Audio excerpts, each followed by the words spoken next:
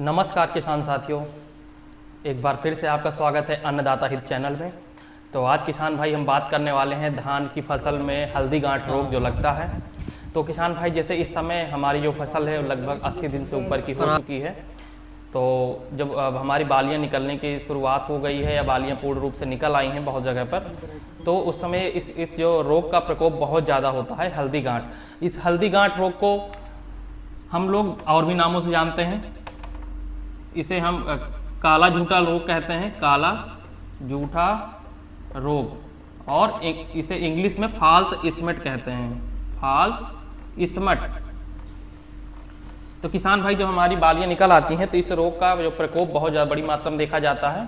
तो चलिए किसान भाई जानते हैं इस वीडियो में कि ये रोग लगता कैसे है, इसके कारण क्या क्या हैं और इसको हम कैसे रोकथाम कर सकते हैं, इसकी पहचान कैसे कर सकते हैं, ये हमारी कैसे जो गुणवत्ता है उसको कैसे खराब कर देता है। तो आइए इस पूरी प्रक्रिया को समझते हैं, पूरी जानकारी मैं आपको देता हूं। तो चैनल के वीडियो के अंत तक बने रहें और चैनल को अभी तक सब्सक्राइब नहीं किया तो चैनल को जरूर सब्सक्राइब कर लें, क्योंकि मैं आप लोगों के लिए नए नए वीडियो लाता रहता हूँ खेती बाड़ी से जुड़े हुए। तो किसान भाई ये है हल्दी गांठ रोग, ये एक फफूंदजनक बीमारी है, मतलब फफूंद के माध्यम से होती है बीमारी। आप कीट के माध्यम से बीमारियां होती हैं, ये फफूंद है, फफूंद जनित बीमारी है,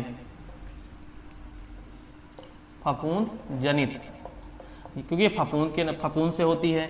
ये क्यों होती है हमारे खेतों में, ये जानना हमारे लिए बहुत आवश्यक है। तो जैसे किसान भाई इस समय आप देख रहे होंगे प्रतिदिन बारिश हो रही है, कभी सुबह हो रही तो दोपहर में हो रही है और या तो शाम को हो रही है, मतलब बारिश हो ही रही, बारिश रुकने का नाम नहीं ले रही चारों तरफ। तो जब हमारे वातावरण में मॉइस्चर बहुत ज़्यादा होता है, ये टेम्परेचर बहुत ज़्यादा ऊपर नीचे होता है, तो इस रोग का हमारे फसल पर बहुत तेज़ी से अटैक होता है, इसीलिए देखने को मिलता है।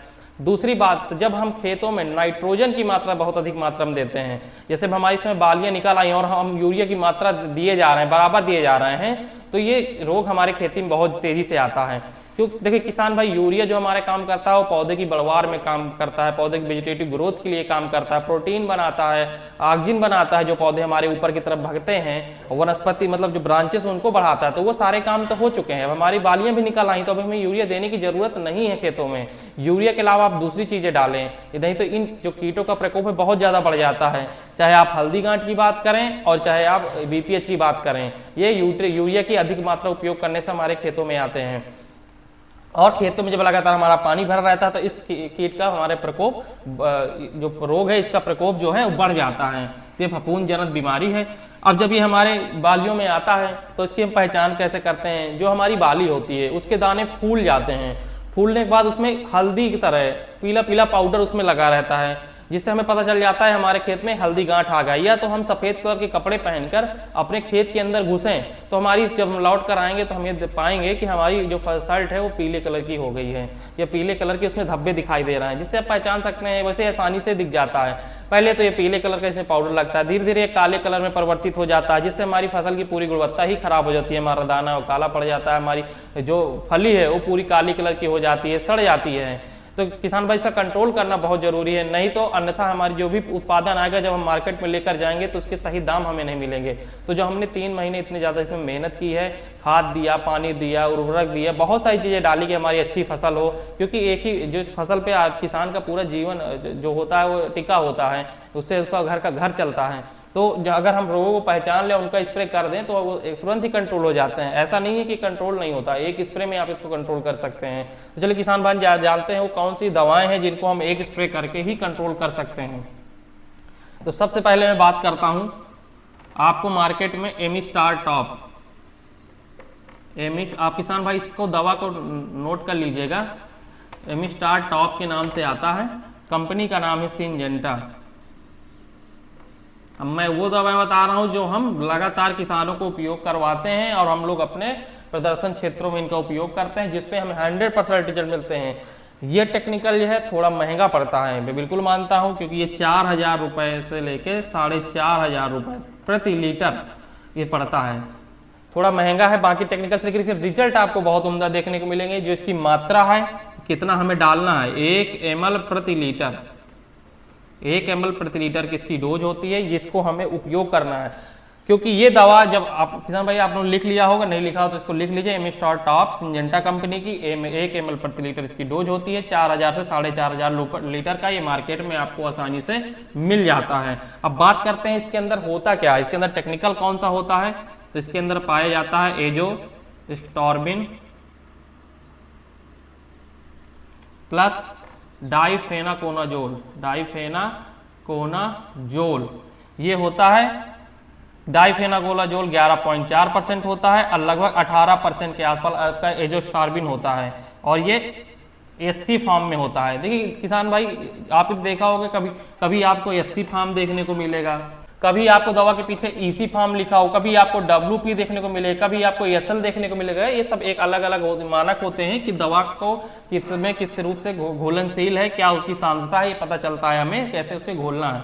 तो ये सब चीज़ें इसके लिए मैं अलग से वीडियो बना दूंगा कि क्या होता है इमल्सन कंसंट्रेट क्या होता है, वेजिटेबल पाउडर क्या होता है, इसके लिए अलग से वीडियो बना दूंगा। तो ये होता है, तो इसको हम 1 ml प्रति लीटर की हमें डोज देनी है और जैसे ही आप डालेंगे इसके साथ साथ ये जो हमारी हल्दी गांठ है उसको कंट्रोल करने के साथ साथ जो हमारे दाने आते हैं वो बहुत ही चमकदार आते हैं, बहुत ही ठोस आते हैं। इसके आपको ये भी रिजल्ट बहुत अच्छे से देखने मिलेंगे, जो फलियां होंगी बहुत स्वस्थ होंगी आपकी। तो इसके साथ इसमें अब कंपनी ने इनबिल्ड किया लेकिन इसके रिजल्ट है हल्दी गांठ के साथ साथ ये और भी चीजें कंट्रोल करता है और आपकी जो फसल हो बहुत अच्छा आपको उत्पादन देगी। लेकिन हाँ, एक बार का आपको खर्चा है। उसके बाद अगर हम थोड़ा सस्ते में जाना चाहें, जैसे किसान भाई इसको नहीं खरीद सकते, थोड़ा महंगी दवा आपको लग रही है, तो हम जो आपका साफ आता है यूपीएल कंपनी का, आप उसको उपयोग कर सकते हैं। 2 से 3 ग्राम प्रति लीटर इसको उपयोग कर सकते हैं। इसमें आपका कार्बेंडाजिम प्लस मैनकोजेब होता है। मैनकोजेब 63% होता है और कार्बेंडा आपका 12% होता है और ये डब्ल्यूपी फॉर्म में होता है, मतलब वेजिटेबल पाउडर बोलते हैं, ये इस फॉर्म में होता है। आप इसका भी स्प्रे कर सकते हैं। तो इन दवाओं का आप स्प्रे करके हल्दी गांठ के जो रोग आपके खेतों में आया है इसको आप कंट्रोल कर सकते हैं। और जो आपकी उपज प्रभावित होने वाली है या आधी होने वाली है, क्योंकि बहुत तेजी से फैलता भी है, जब मौसम ही ऐसा है, बारिश रुकने का नाम नहीं ले रही, चारों तरफ बाढ़ जैसे हालात है। पंजाब देखिए पूरा डूबा हुआ है इस समय, बहुत बुरी स्थिति है और सबसे ज़्यादा देखिए उत्पादन होता था, लेकिन आज देखिए क्या स्थिति है वहाँ पर। तो हमें ध्यान देना है कि जो हमारे खेतों में हल्दी गांठ रोग आ रहा है या आने वाला है, क्योंकि बारिश रुकनी नहीं है, टेम्परेचर बहुत ज़्यादा ऊपर नीचे हो रहा है, तो आप अपने खेतों का विजिट करते रहिए, भ्रमण करते रहिए। और इस समय जो मेजर ये कीट और रोग लगने वाले हैं, एक तो आपका गंधी बग है जो आपकी फली में डायरेक्ट लगता है, या तो आपका हल्दी गांठ है। ये 2 ऐसे डिजीज है या रोग हैं जो आपकी फसल को पूरी तरह से प्रभावित कर सकती हैं, आपके उत्पादन को आधा कर सकती हैं। तो किसान भाई अपने खेतों का विजिट लगातार करते रहें। और किसान भाई ये जानकारी आपको कैसे लगी है हमें कमेंट करें, और कोई इससे जुड़ी जानकारी चाहिए हो तो आप हमें से कमेंट करके पूछ सकते हैं। और फिर मैं आपको मिलूंगा एक नई वीडियो में एक नई जानकारी के साथ। तब तक सभी किसान भाइयों को नमस्कार, धन्यवाद।